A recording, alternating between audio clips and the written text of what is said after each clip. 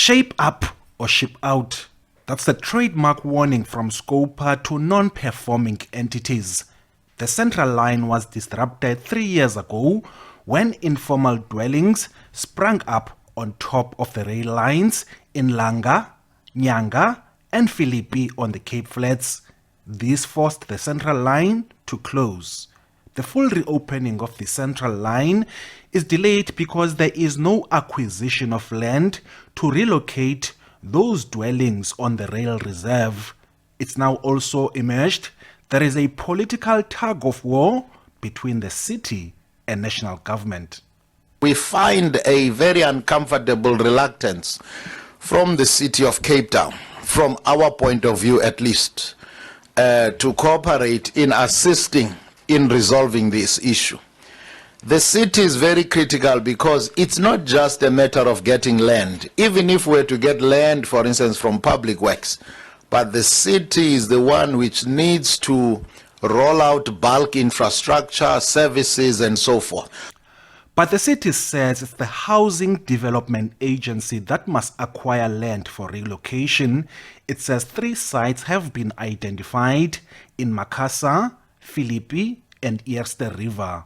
The city can only provide services when land has been acquired, and of course there's a proper implementation plan. Then we can provide the services, and in an absence of application we can't provide the service just as of yet. So we remain committed to provide services once the land has been acquired, and of course we've identified how many of the unlawful occupiers we're able to accommodate on any one of those 3 sites. Scopa is not pleased with the delays.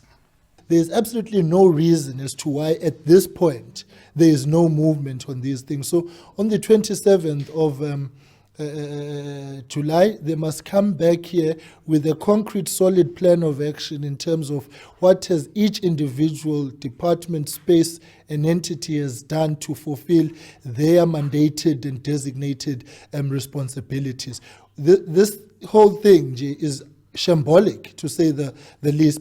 Prasa has also acknowledged the delayed implementation of agreements, and there is also plans to shell the rail network and infrastructure, which is undergoing a facelift. You saw some of the hauling. This is going to be extended through the corridor, particularly the high-risk areas. Those areas that are perhaps lower risk, we are looking at the military-grade fencing solution on those sections.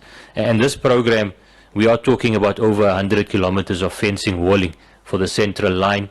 Will be over R1 billion in terms of rolling out this program. Scopa wants politics to be put aside in order to speedily recover the central line for the benefit of the poor. Ulelani Philip, SABC News, Parliament.